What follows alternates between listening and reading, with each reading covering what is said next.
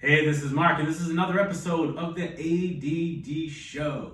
Today's topic, we're talking about revisionist history and how the Republicans are pushing more disinformation. A lot happened this week. I want to start first with Congressman Matt Gaetz. Trump's fanboy and conspiracy theorist, tied into the QAnon people. And look what happened. There is a story that he was involved in sex trafficking with a 17-year-old, where he supposedly was traveling around with her. The story got really weird though. So it broke a few days ago, and then Matt ended up on the Tucker Carlson show. Watch this clip and watch Matt Gaetz throw Tucker under the bus and run him over. I'm not the only person on screen right now who's been falsely accused of a terrible sex act. You were accused of something that you did not do, and so you know what this feels like. I can say that actually you and I went to dinner about 2 years ago. Your wife was there, and I brought a friend of mine. You'll remember her. Now, I'm no fan of Tucker Carlson. He's a white nationalist. So I have no problem with Gaetz tossing him under and tying him into his problems. But, oh man, this is really serious. If you guys are following this, the FBI, or the Department of Justice, launched this investigation under the Trump administration, and William Barr signed off. So much so that William Barr didn't even want to be in the same room as Matt Gaetz. So, the whole thing with these QAnon people is that Democrats are involved in a whole child sex trafficking thing. But, of course, it's their own people that are doing that action. So it looks like Matt Gaetz is going to get some jail time. So that's good if we can do what QAnon says and get rid of those sex traffickers. That would be fantastic. Now, let's move on to another topic, and it kind of relates all with with COVID-19. What the Biden administration has done has been incredible. The Trump administration was notoriously horrible at setting up infrastructure for the COVID vaccine. It wasn't until the Biden administration came in that a lot of the sites were set up and that they ramped up vaccines getting to the right locations. So they've been doing a tremendous job, and it looks like by summertime, almost all adults will have the vaccine, or at least be scheduled for appointments. So great for them. The COVID relief has been fantastic in jumpstarting the economy. And the Republicans don't really have much to say about that. You know, most people are happy they're getting $1,400. The Republicans, remember, were against it. And now, of course, after they're taking credit for it. So they really don't have anything to stand for. And they're trying to get, like some sort of thing that they can run on in 2022. Pretty hard to do for them. So they need to push crazy disinformation. So look, let's watch first Marjorie Taylor Greene. This is in reference to they want to get some sort of COVID passport, meaning like once you have your vaccine, then you'll be allowed to go to a lot of different places, maybe some businesses, could be to like bars or into stadiums, right? Think it's a great thing. If we reduce the risks in big public settings, then we can get a real handle on the COVID vaccine. Nothing out of the ordinary, and most people approve of that. But let's take a look at what Marjorie Greene Taylor had to say.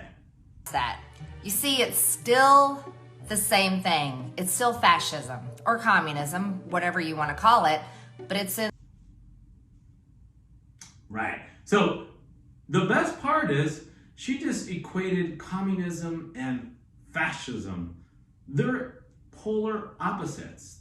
There's nothing similar about it. Basically highlighting the fact that She is talking out of her ass, clearly. So that's a whole issue into itself, that we're having really, like I say, uneducated or ill-informed people in positions of power. You know, when I was a kid growing up, I didn't really know too much about this. We didn't have all the different media and Twitter. So we just got like certain clips that always showed people in government positions kind of doing the right thing unless they're involved in a scandal, right? We would always get good clips on the evening news. But now we get to tear all that back and see the craziness of it all. So, and she's not alone. There's so many really bad, terrible people in national government. And just think about it. You need like a fishing license, a driver's license, right? If you want to get like something done construction-wise in your place, you need to get a permit. But any idiot could join government. There's literally no rules. As you get up, they start checking your background. But basically, it's a fundraiser job. That's all it is. So people like her and like the Jim Jordans and the Ron Johnsons, the list goes on and on and on, unfortunately have power. And we're supposed to respect them, and we shouldn't. We should not respect anybody like that, and we should hold them accountable. So that's my takeaway. I mean, to equate communism and fascism, oh my goodness, just to try to prove a point is ridiculous, especially if it's a situation where it's a life-saving decision. So, going off of COVID, this next one is a longer clip, and this is Peter Navarro. So, Peter Navarro worked in the Trump administration. He was in charge of trade. This guy got his master's at Harvard. He taught at UC Irvine. So, you would think he's a reasonably intelligent person. So watch this. He seemed fine with it.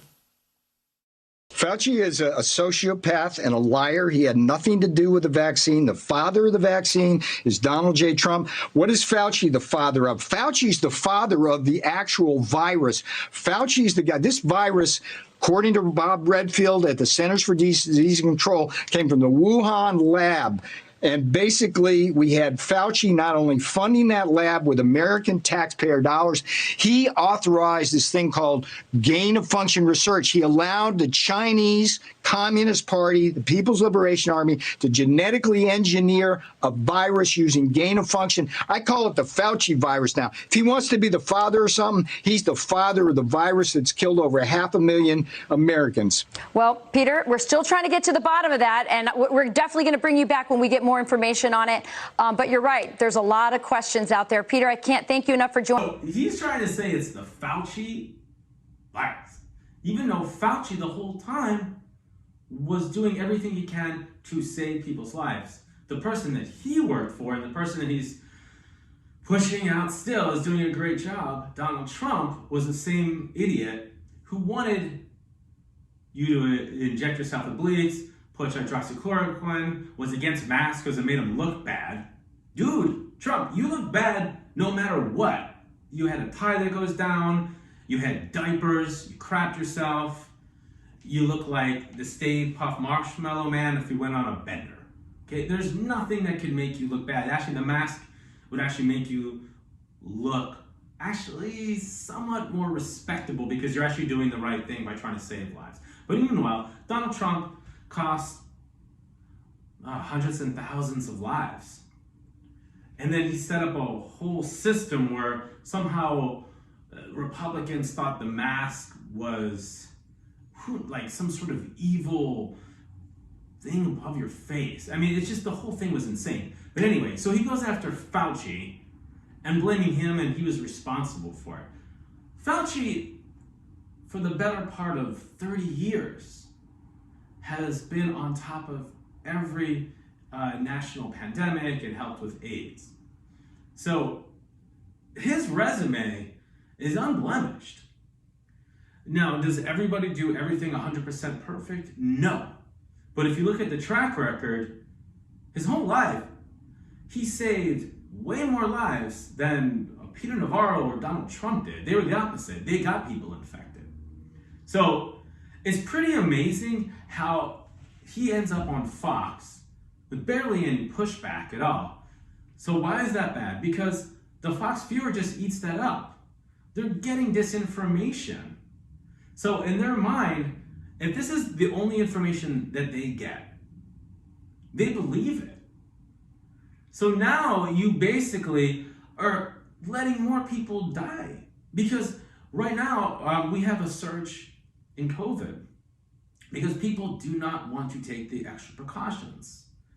So someone like Peter Navarro is doing an absolutely horrific job. You know, he's on there, he's got the short sleeve rolled up, ranting and raving like an Alex Jones. And it's sad. He's going to capitalize this and go on more shows and claim that they're canceling him out. But they're not. They should, but they're not. Because here's the thing.